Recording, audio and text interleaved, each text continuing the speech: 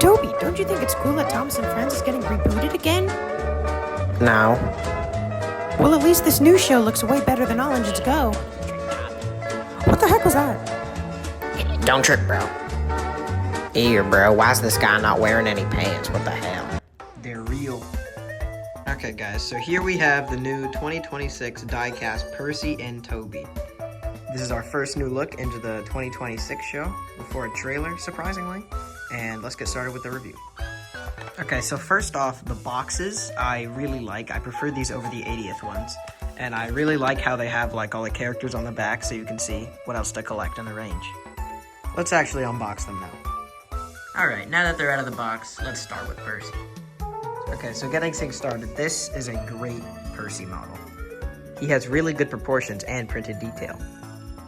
However, the lining is misprinted on mine, which is a shame. He also has nice molded detail like his lamp irons and his dome and whistle.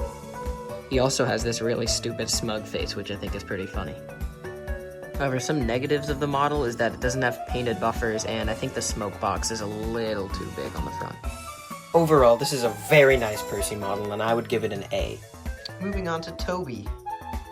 He doesn't look that great. First off, the most noticeable thing about this Toby is that he just doesn't have his side plates. He's basically naked. Second of all, they made everything red down here, which does not look good, to be honest.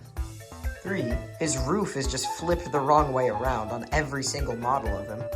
And 4, he just lacks any detail on his front or back. Another negative thing about this model is that it's entirely plastic, except for the chassis. Some things I do like about this model are, however, the proportions. As you can see, he scales pretty well with Percy. His face, because I don't think it looks that bad.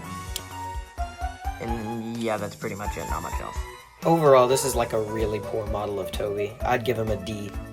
Another strange decision that Mattel made for these models is that they now have magnets again, similar to the 2014 Pick and Play models, which is kind of random and sort of gets rid of all the progress Mattel's made in the past few years with push-along, but I think these magnets were handled a lot better than Mattel's previous attempt with the 2014 Take and Play models.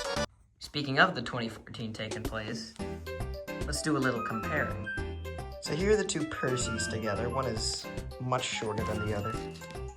Here's a better angle so you can kind of see it better. Here's them to the side and the back.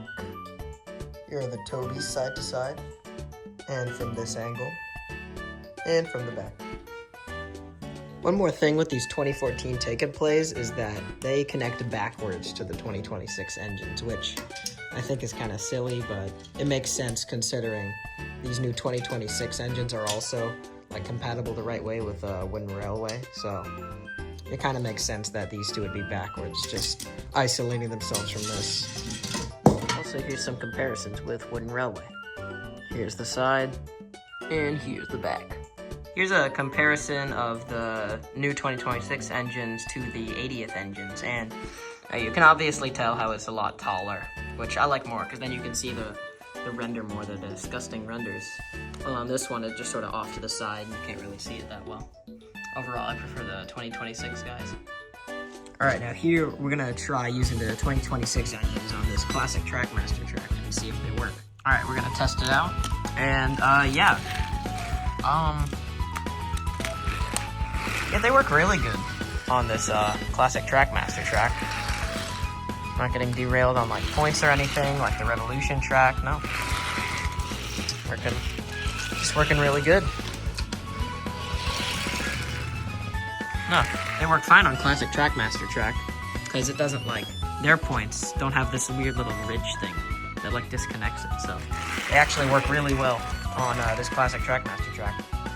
Alright, and I think that's gonna conclude it for our review. Overall, I think these toys are actually pretty nice and a step up from the 80th stuff, because they're making a lot more characters, and they're not, they all look like they were designed by like the same person, unlike the 80th engines, which like have very different design elements, and it doesn't look like they're all like the same toy line. But yeah, I recommend these 2026 toys, even if you can customize them to look like model series engines or CGI engines, so I think they're a good like blueprint for that too. So I think you should pick these up if you find them. Alright, bye-bye.